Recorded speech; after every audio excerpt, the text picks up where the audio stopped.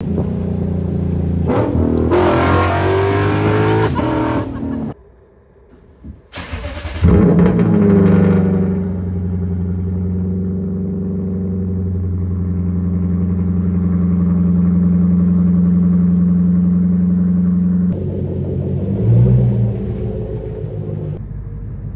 is up, guys? Appreciate y'all tapping into another video. And y'all saw the title, y'all know what's going on. And we're gonna start out here at the gas station. Right now, you see, I got about a little bit over a quarter tank left. Ignore that orange light over there, TPMS sensors, I'm sure. Gonna disprove the, first things first, we will only be putting 93 in my stock ISF. Got a lot of comments on the last video, same type of comments I normally get on my Instagram videos and my TikTok videos. But here today, we're here to, you know, show how stock this Lexus ISF is.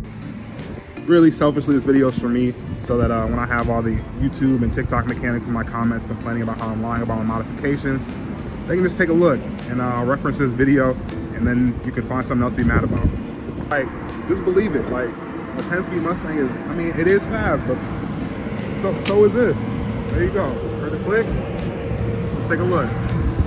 Man, 10 gallons of pure 93. Stuck at a train, turn my car off. But I'm on my way to make this video and, you know, talk about why this car that stock dynos like 370, 365 wheel does what it does on the highway. You know, gives folks little issues.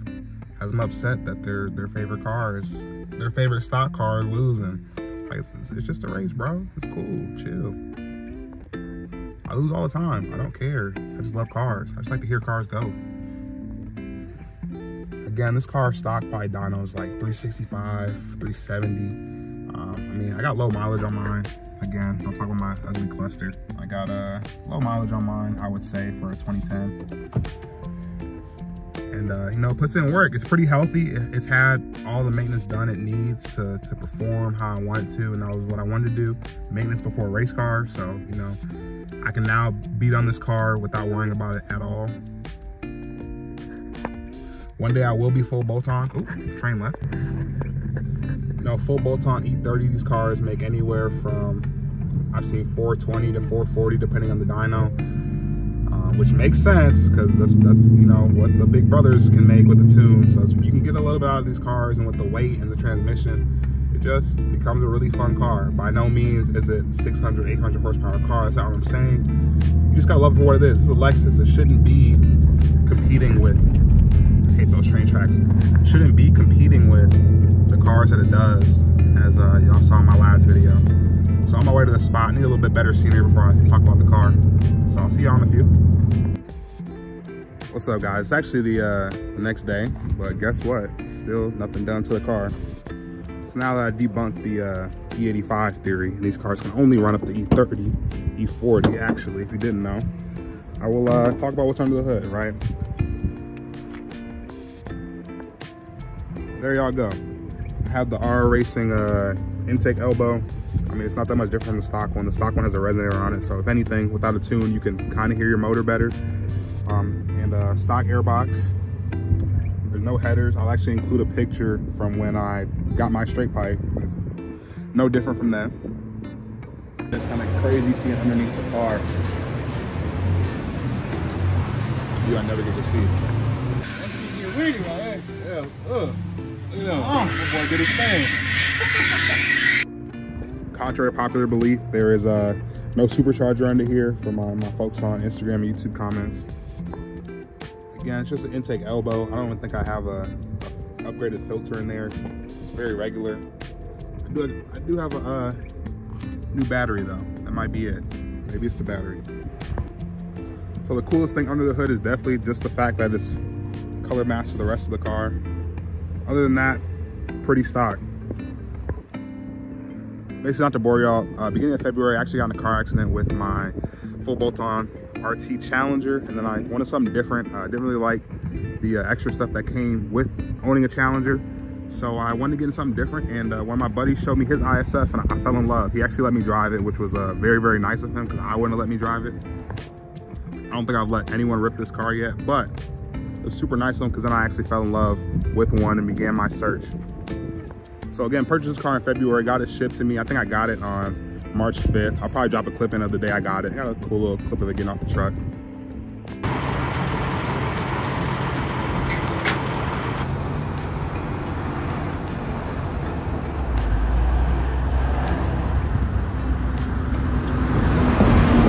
And since then, I really haven't done anything drastic to the performance. The only thing I've done is straight pipe it, and that's just to make it louder because it's like really quiet when you get it. I didn't like that coming over from Mopar. Before I get into what has been done to the car since I got it, because obviously I had to spend some money on it since I purchased it, I'll go into how you can tell, for those of you who don't know, when an ISF is stock and when it's not. You know, usually people know their platforms pretty well. I know my platforms pretty well. The two that I've had, I've only had a Hemi and this ISF right here. Now, how can you tell a difference between a stock ISF and a regular ISF? There's not too many things you can do to these cars. So there's a couple ways to tell when the cars had some work done. The main one is gonna be that limiter. The limiter is very distinct, and you can tell when it's been tampered with the ECU and if there's a tune on it. I will play, I got a couple videos from, you know, my friends who have full bolt-on ISFs, and then I'll play a pull from yesterday, today, whatever. I'll add a couple in there so you can tell the difference.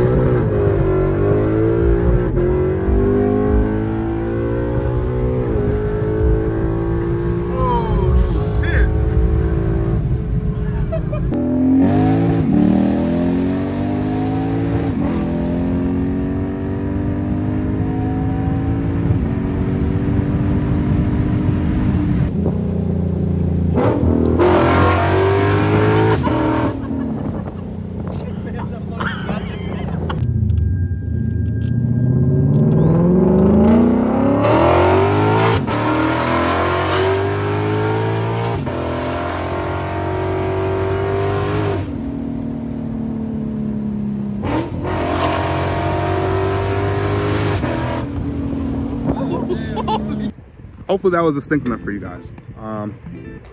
Again, my car is completely stock. I will say these cars do need a little bit of driver mod, and you know, and obviously it's not a manual, but when you put it in manual, the car does not shift for yourself. And if you're smacking that limiter, it's gonna slow the car down. If you're shifting too early, it's gonna slow the car down.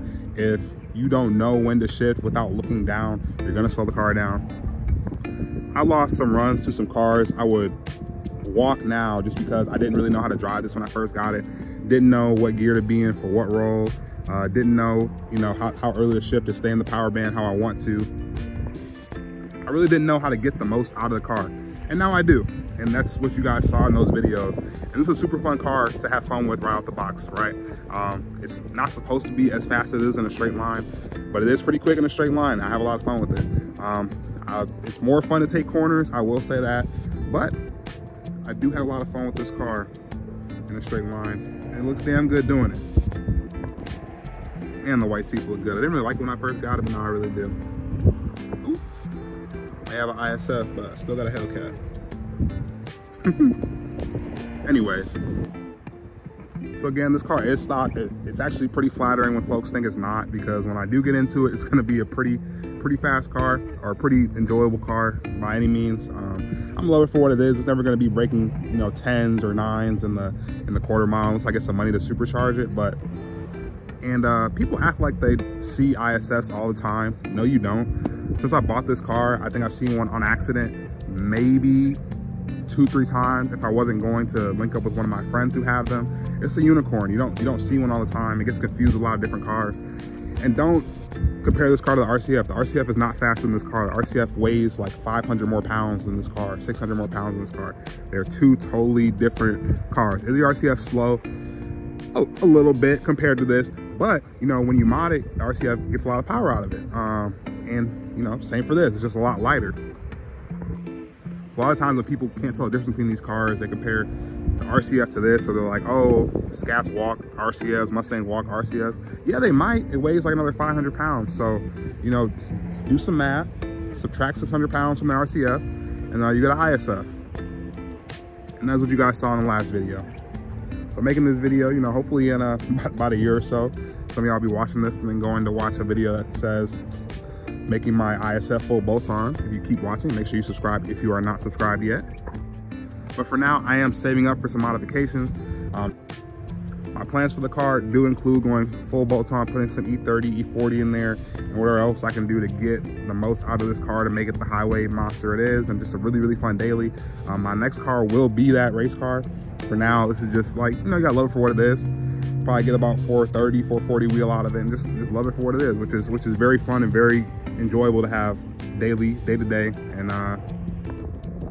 now the reason ISF is so fast in those high rolls and on the highway, and from what you see, why it rips the way it does. One is the transmission, the first 8-speed transmission ever created, and it mimics a dual clutch. It's not a dual clutch, it's called direct shift.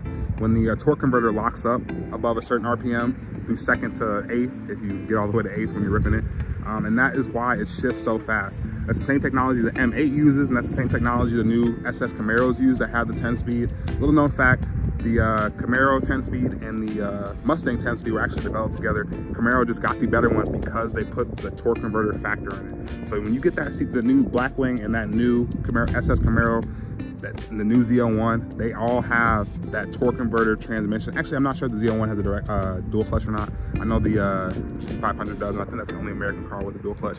But they all have that torque converter transmission that does work, and that's why they shift so fast and they shift so hard. And this has 409 gears.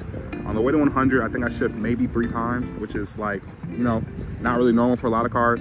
And then getting into those higher, you know, triple-digit runs, allegedly, I don't do that, but getting in those triple-digit runs, again, the car just, the faster it gets, the faster it pulls.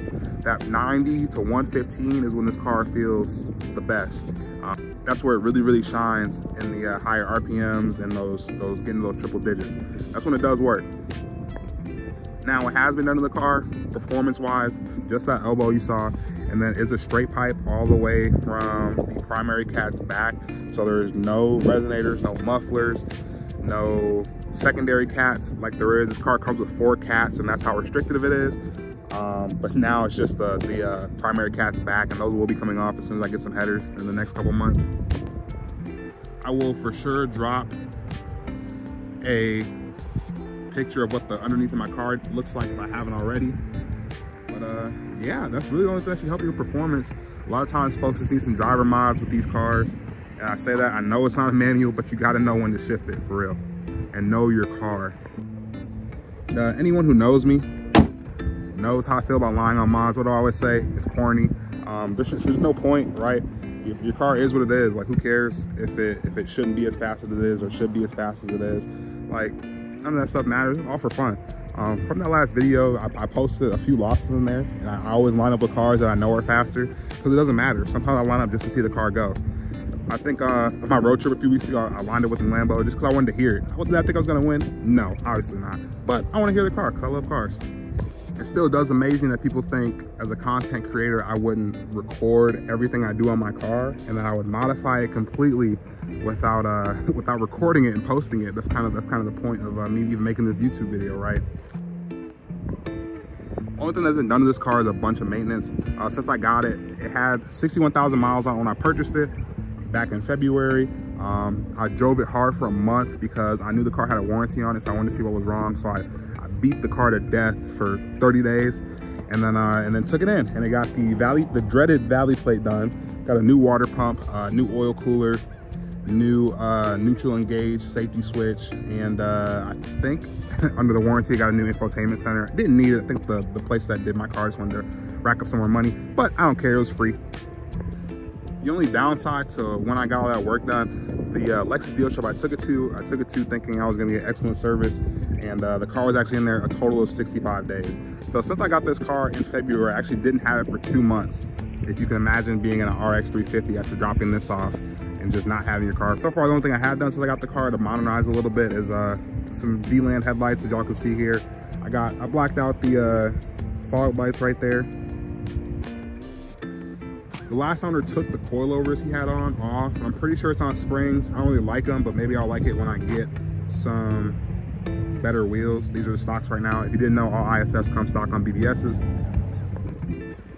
However, I do want some wheels, and y'all will see those one day. Keep watching, please. Maybe help me out getting some. If you come to the back, I have some VLANs back here, sequentials that I'm sure you guys have seen in my videos, or if you follow me on Instagram. I always use my signal because I want everybody to know I spent some money on these. So you'll never see me not using my signal. Everybody's gonna see these sequentials. I got the black F badge right here. Oops, it's the big gimbal. Black F badge, as well as some LED tail markers right there. And I got some carbon fiber tips. There you go. They're dirty. They get a lot of work. That's about it. That's what I was done in my car. Hopefully this clears some things up. And anytime I get those weird comments about me lying about my car, I'm just gonna reference this video so they can, if they're interested, they can take a look. I'm not famous, right? Y'all follow me on Instagram, want to DM me about the car, feel free, I'll answer. I will answer any questions about the car, any questions, comments, concerns. You're looking into buying an F, you know, I'd love to talk to you. If you have an F, you just want to talk, cool. Like I said, follow me on Instagram. It's not really the best place to message me, but I am very active on Instagram. So I do plan on keeping this car forever. I love it. Right now, I'm gonna hit 75,000 miles today. I'm very blessed to be able to purchase this, very blessed to find one as unique as this and with low mileage. I got everything I needed. It is a 2010 for all of you guys asking in the comments, meaning it doesn't have that upgraded cluster. I actually have the wrong cluster in here from IS250 because the car is originally from Canada. One of the things I don't like. So I will very much be replacing that cluster before I do any performance modifications because I just want that, you know, little LFA cluster. Yeah, the car is originally from Canada.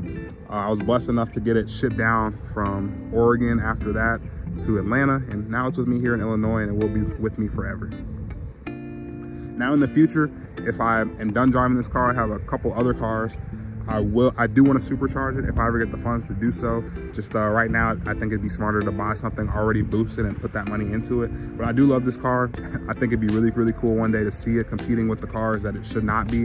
And yeah, you know, Lexus ISF is just that unicorn. You don't see one too much. I love when I can put smiles on people's faces when they do see the car. You know, I've been asked if I've swapped the motor. I've been asked if it's boosted. No. It's just the car that not many people know too many things about, and that's one of the reasons I purchased it, because it's really cool, it's unique, and you don't see one all the time. I drive one, and I really don't see them that often. Like I said, I think I've seen one 3 times without actively going to meet up with some of my friends or at a car meet. You see a lot of RCFs, even rare. I really don't see GSFs. I've actually seen more IS500s than I have of this car. All beautiful cars, but you don't see an ISF, and there's just something different about it. And for the YouTube mechanics that are so sure about the car, just I mean, I don't know, I think I'm weird. Anytime I want to see a run between 2 cars, I just kind of, you know, YouTube it, and for the majority you're going to see the same thing. Now obviously I also know that car beat that specific build of that car that day. It doesn't mean it's going to beat every single one. Does this car walk scat packs? Yeah, it does. Have I lost a scat pack? One, it was on a bottle. So, you know, am I going to beat every scat pack in the world? No. Majority of the time, yeah, that's what happens. So don't get so offended. Just enjoy your car as you should. Mod what you got. That's what I'm doing. It's not a Hellcat, it's not a Z01. It's not an LFA. Just kind of, you know, I love it for what it is. It's a Lexus. It's a 15-year-old car that puts in work against these newer cars, and I love it for it. And for you YouTube mechanics, stop being so positive when you're wrong. You're wrong. You guys are like, this doesn't make sense, and this is why. Oh my gosh. No, there's no way this should be happening. I just saw video proof, and I've never sat in one of these cars, but this should not be happening. Oh my goodness. I don't care if you have a Hellcat. You're not beating every Honda Accord. You're not beating every Honda Civic. But, you know, that point aside, this does what it does. Like any of those runs you had a question about, if you look and just do a quick YouTube search or a quick Google search of what you want to see, first thing I do is looking up 6130 for any car just to kind of get a baseline. I'm like, oh, let me see what the 6130 is. Oh, this looks about right? Just enjoy the videos. I don't know why it matters, but, you know, have fun with your car, man. Or ladies, do what you want to do. Just enjoy it. Don't let anybody stop you from enjoying your car. Love it for what it is. Right now, mine's a dirty purple car that has no modifications to it except some awesome tint.